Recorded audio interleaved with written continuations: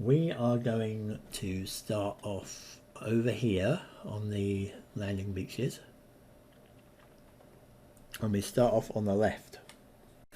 So yeah, the actual orientation of the island is something like this, with north pointing to the top, but obviously to make it fit on the board nicely, it got rotated. So we're starting on this side, and we're going to work down each of the landing zones here. And to do that, so you see we've got these little coloured checker square things here. So we're going to draw a card, and then if we're going to look at the top, so I'll just do it here, and we'll go through it. So we're going to look at the top. Everything else is irrelevant. We got landing, purple diamond, drift right. So is there a purple square in here? Yes, there is. So purple is basically shooting out here. So purple means that someone's going to get hit. The diamond means that it's the diamond who's going to get hit, so he gets flipped over. And also drift right means that the diamond drifts over into this zone, and everyone else can land where they want to land. We basically just kind of put these in here for now, and then when we've done all these checks, then we can actually move them onto the beaches. So that's the first thing.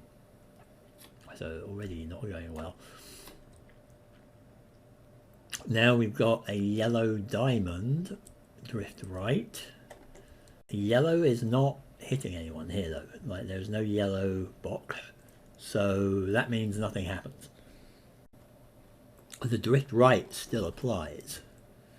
So yellow doesn't hit anyone, but if there's a diamond, it will drift right. So I guess we'll just shift him over here and mix these up a bit.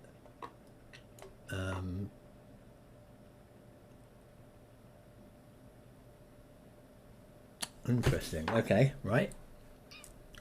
Got that wrong in my first game. So this guy now, middle one, yellow diamond drift, yellow triangle, drift left. So yellow, there is a yellow, and now yellow triangle is hit, and he goes over on this side. So they're getting well mixed up here. And it's important to note these are not disrupted, these guys that were hit. So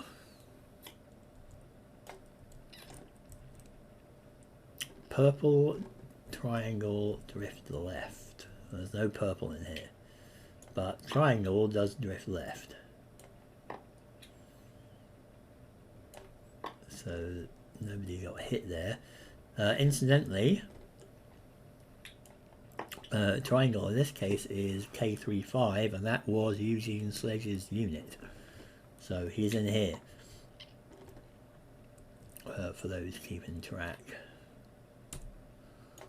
And the last one is a red circle, no drift. There's no red, there's no drift, so these guys just go straight on. So now we get to put these on the beaches. So there's nothing saying they all have to go on separate ones, but there is a limit to how many can stack. There's 2 units can stack on a hex. So tempting though it is to put somebody here, this is also an absolute killing zone, because all of these guys can hit that with intense fire. It might be better to put this guy over here and put this guy with the tank. And I actually made these hexes so big so that we can just do this. So I'll do that there. Now this is going to be interesting because we're going to have to stack 2 units here, and if the value of the steps in the stack is more than 6, it counts as a concentrated target, which makes it easier theoretically for the Japanese to hit them. But that only really matters if we're looking at the steady fire zones here, because these are the only ones that care what target symbols they have, and the other ones they're going to get hit no matter what anyway. So it might just be better to put 2, you know, put the concentrated targets into one of these hexes. So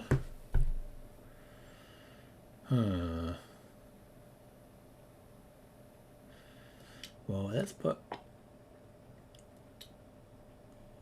the 4s here. We'll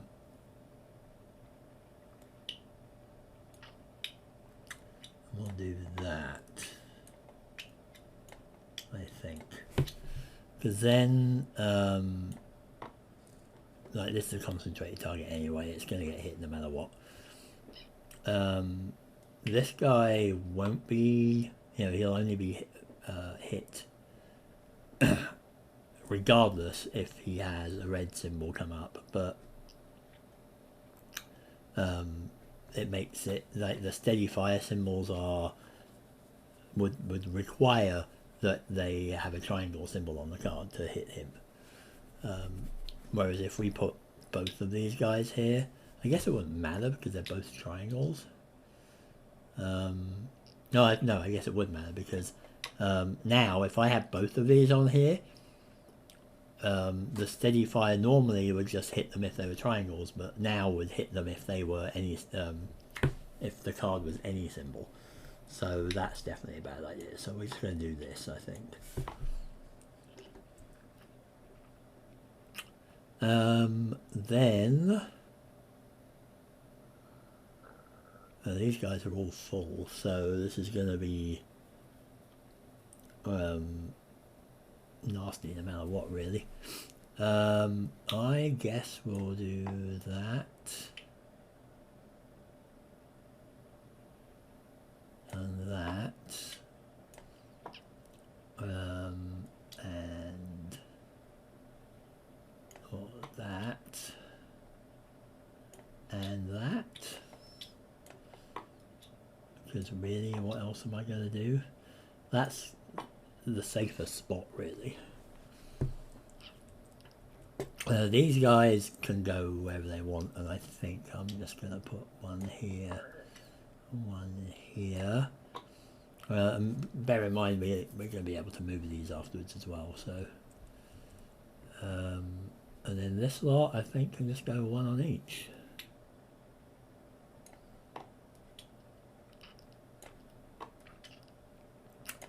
And then that is it for them.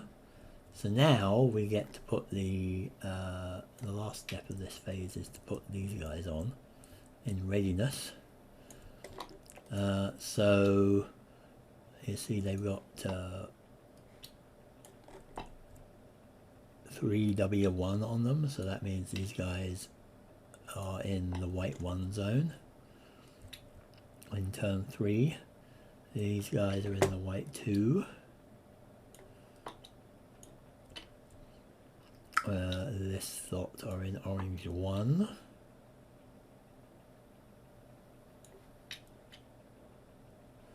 This is orange 2. And these are orange 3. So these are the ones that are going to be coming on, that we're going to be rolling for next turn. There's a whole bunch coming in here. And you'll notice there are tanks, and there are also HQ units, and these are going to be useful for giving out free actions on our turn. And this guy is a heavy weapons infantry, so he's a lot more effective, or they're a lot more effective than the normal infantry. Okay. And that is the end of the amphibious phase for turn 2. Now we have an event phase, so we're going to see what happens here. Turn 2 to 12. Smoke prevents Japanese fire into beach hexes from green and orange positions. Oh, that's useful. So, get some smoke markers out here. Green and orange positions, you say? Well, yeah, they call it orange. I call it yellow, but this colour basically. So they're smoked out. They're smoked out, so that's perfect. What did it say? Green? Green and orange. He's disrupted and smoked out, so that's even better. I think that's it. But that's quite good. Especially up here, like this, that just removes all this. It basically means that they can't fire. So that's perfect. And then we go on to the Japanese fire. Let me see what we get. Red, so green. Alright, we've got a couple of things. Red, blue and green. Green is one of the ones that is smoked out and also disrupted, so they're not going to be firing at us. But red and blue can fire, and there is artillery here. So we're going to have to deal with that. So let's see then. So red is going to fire and blue is going to fire.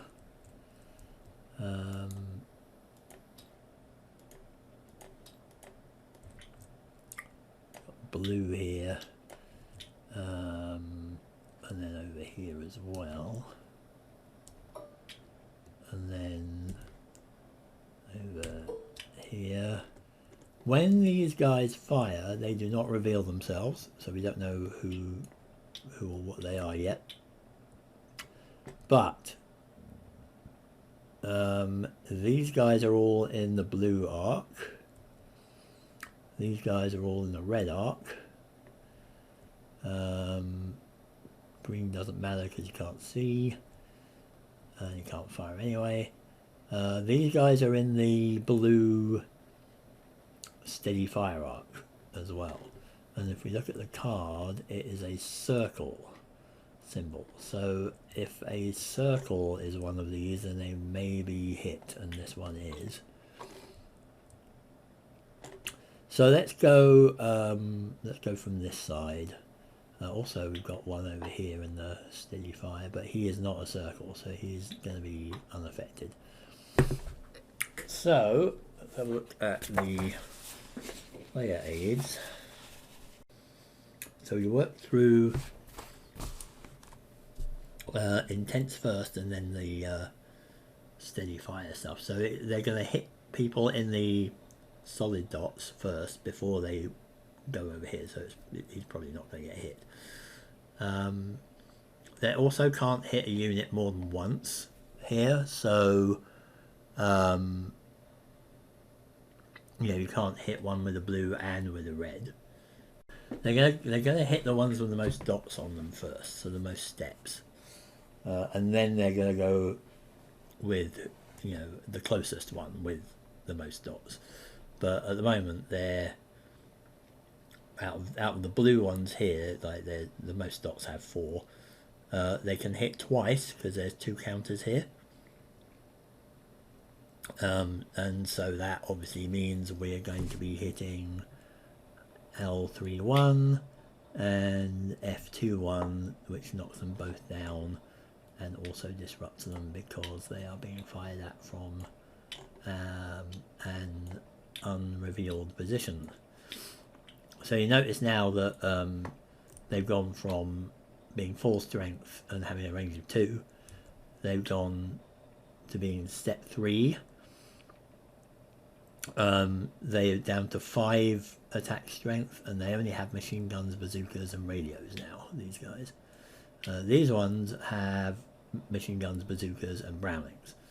So, but they're also just disrupted right now, so they can't do anything else, which is really annoying.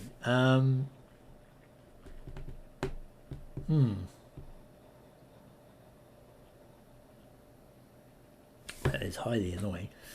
So this guy now can hit, well, he's going to hit the 2 4-pointers here, obviously. And that's also annoying because this guy's right next to him. Oh, hang on, he's only got 1 counter, so he's going to hit 1. And of the 2 4-pointers, he's going to hit the one closer to him, so he's going to get a disrupted as well. So this guy doesn't get hit because he is further away. They always go for the closer of the ones with the most spots on them. The blue over here now, so he only has 2 potential targets here. He also only has 1 step thing, so he's going to hit him. Because he has 4. So that's hammered us a little bit. And the reason they're disrupted is that the Japanese firing at them are not revealed. So we don't know what is under these, what this counter is. Once we know what that is by attacking it, then if they fire at people, they won't be disrupted. But that is it for them. And then, yeah, the purple and the blue up here, sorry, the red and the blue up here don't move. Don't do anything because they're disrupted. Right, we've got an artillery attack now, though. So if the number of positions, artillery positions that are non-disrupted equals or exceeds that number, 6, then 1 US non-HQ unit with the target shown on the fire card is hit. Well, there's definitely more than 6 because the artilleries are here. There's 1, 2, 3, 4, 5. There's at least 5 over here. 1, 2, 3, 4, 5, 6. Well, hang on. 1, 2. There's 1, 2, 3, 4 that are not disrupted. And then there's a few elsewhere as well. 5. Got 5. He technically isn't disrupted.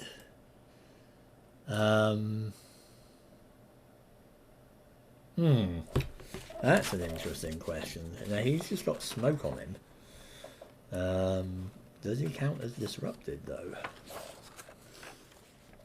Doesn't say that smoke counts as being disrupted,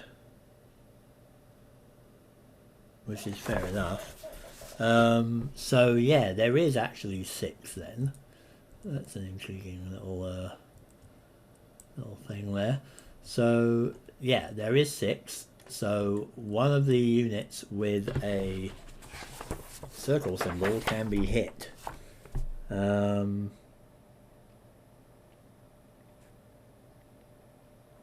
So it's got to be in a beach landing box first, and then in a landing beach hex, and then in a hex closest to the landing beach hex. And it's going to be one of these first. So something with a circle symbol.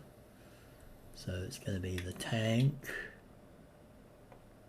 or C17 basically. I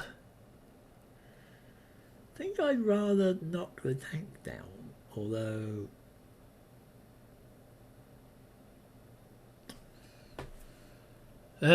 which one do I actually want to do? It really sucks losing the first step of an infantry, because then they're just limited to these, whereas normally a full strength infantry will have bazooka, machine gun, Browning, mortar, radio and demolitions. So as soon as you knock this down to 3, you're suddenly just down to machine gun, bazooka and radio, and that's much less good. I think I'm gonna flip the tank. So he got hit by the artillery, and they are not disrupted, and I think that's everything for that. So now disruption removal. So the green now gets their disruption removed. Technically the smoke goes away as well, because we don't need that anymore. But let's get rid of green's disruptions.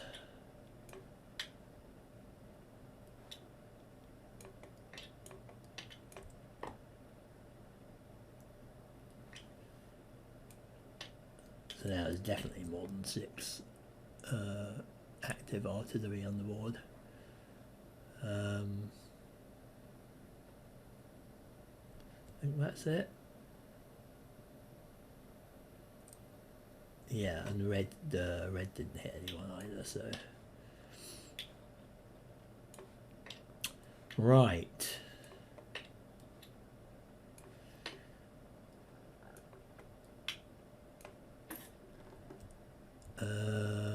That's that for the Japanese fire phase.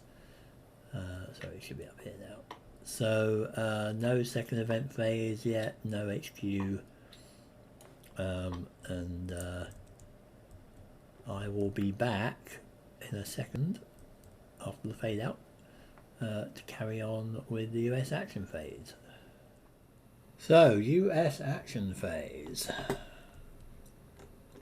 which is up here. Let's see what we can do. So we have 2 actions plus any free ones.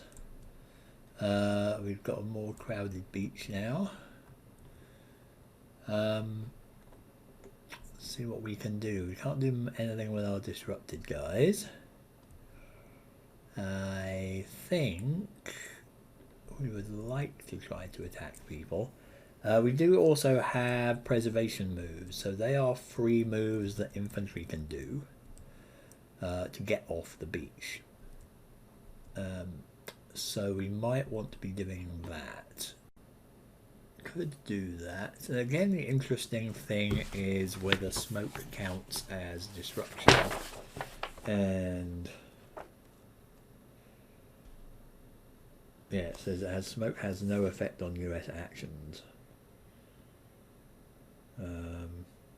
Well, it actually says if a US unit attempts an infiltration move against a position affected by smoke, a fire card is still drawn to see if the infiltrating unit suffers a step loss, which is what I was thinking about doing here, basically.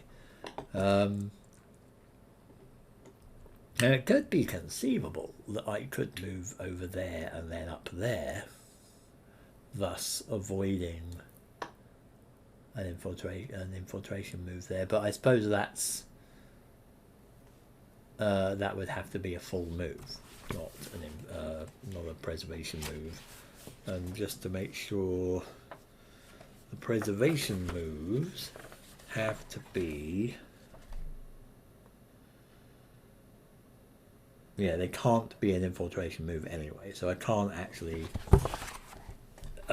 move this guy over here, because even though this yellow unit is covered in smoke, it still counts as an infiltration move. They'd still have a chance of being hit, and if they want to just get off the beach, they can't do that. They could go here and then here as an actual proper move, but which I might do. And that wouldn't count as an infiltration move then. But in order to get people off the beach, I could conceivably move him into there and occupy that position. This white dot here, by the way, is a, as far as we can tell, it's a misprint. So it just basically means that there's no fire between these two parts of the position group. So purple, this purple won't fire on that hex, and that purple won't fire on this hex. It's what that's basically saying. So I could conceivably get him into there. No, I can't, because again, that's going to be an infiltration move, isn't it? Because it's moving past those hexes. So I can't do that. Can't do that. Can't do that. Could do that.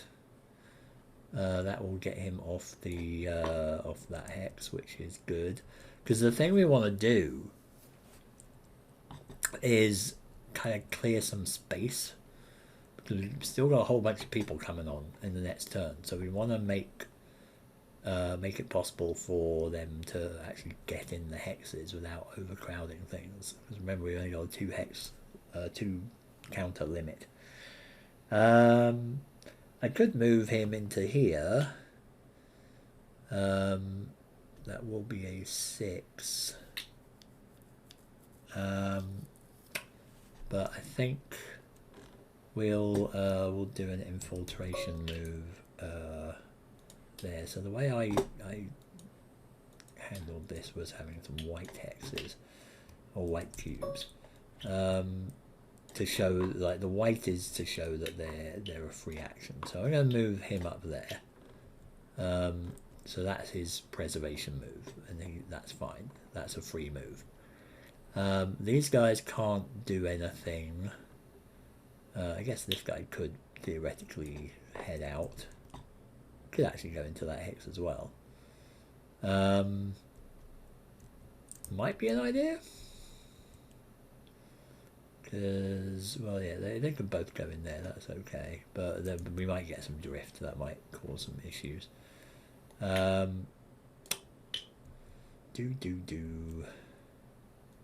Let's move him up there as well as a free move. So that's both their free moves. Then he can't move. He could move out to there. Might be an idea. Let's do that. So that's his free move. These guys could definitely do with moving out. Now there's going to be some crowding going on here because, well, let's see. He could move there. Remember, these are all free moves, so we don't need to care about using our two turn limit. The thing is, if they do an infiltration, not an infiltration move, they do a preservation move, then that means they moved, so they can't do anything else. So this is, generally I kind of do the free moves first, so I keep track of them and know what's going on, and then everything else is, actual moves are afterwards.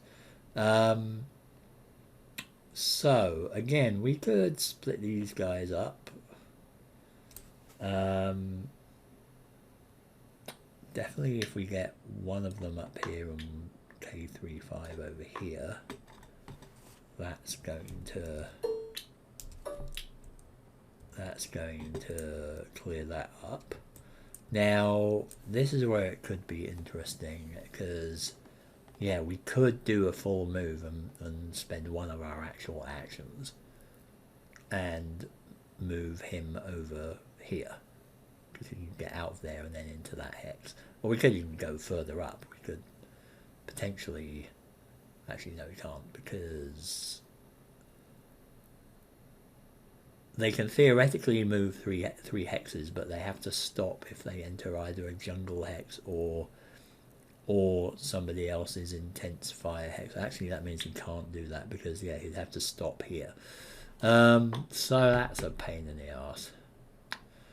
He could try an infiltration move anyway, up to there, and see if he can sneak past. Or we can just leave that guy there.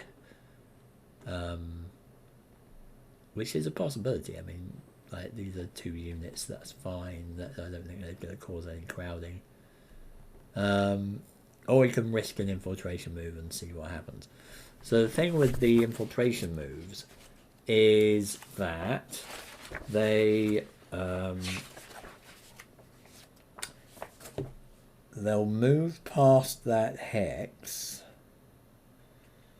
Again, it's a non-disrupted Japanese position, and it still essentially is non-disrupted because it's just got smoke there, not a disruption.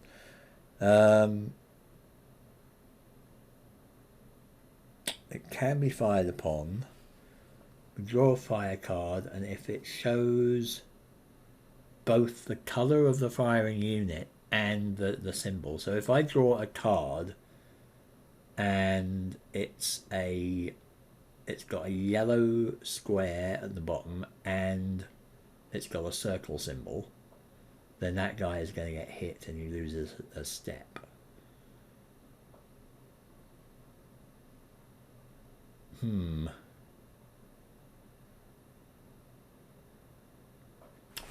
Let's do it. Let's try it. So we're going to draw a card and we're going to see what we get on that. We don't want yellow and a circle.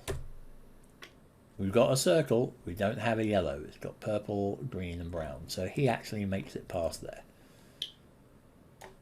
So that's good. So that is his actual move. So with them, for the actual official one of the 2 actions moves, I do a little rotated cube. Which means he can do this now. So he can just preserve into there. Although that's an interesting point. He can move 1 hex into a hex other than a beach landing hex. That is a beach landing hex, isn't it? That's interesting then. Alright, let's... I don't think there's a way we can move into a beach landing hex. Intriguingly. So that might have to be a full move as well. But we'll see. So what's going on over here? Here we will... probably just move this guy there and this guy there, maybe. Do their actions like that. Or we could move him into the same hex here. Let's do that actually. We'll move him into this hex from here. So that's his preservation move. And then... yeah, I mean, everyone's basically moved out. The only people who didn't do anything then are... these guys are disrupted. The tank here is just sitting there doing nothing.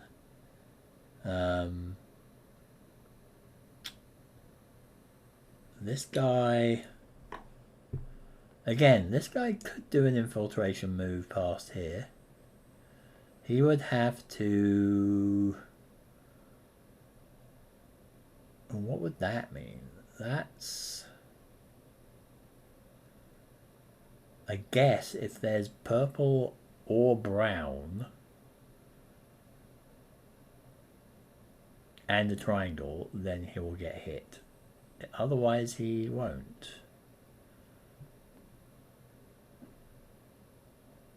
Let's try that. Let's try that. Let's just put this card here for visibility's sake. So, there is red, brown, red, purple, blue, and a triangle. So that means he can complete his move, but he has performed his action. But he does get hit by the purple, so he will get hit by that. It doesn't say he gets disrupted.